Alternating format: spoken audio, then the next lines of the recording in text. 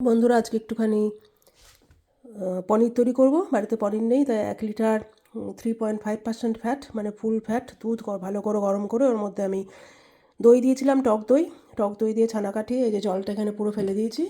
একটা কাপড়ের মধ্যে, সাদা কাপড়ের মধ্যে নিয়ে নিংড়ে নিয়ে দেখুন এরকম করেছি, কিন্তু এটা তো এখনও পুরো ফিক্সড হয়নি।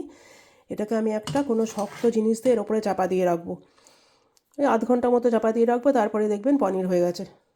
যে বন্ধুরা নিচে পনিরটা দিয়ে ওপরে একটা কাঠ দিয়েছি, তার উপরে এই মশলা বাটার যে আমার এখানেতে এই জিনিসটা যন্ত্রটা রয়েছে ভীষণ ভারী, এটার উপরে চাপা দিয়ে রেখেছি।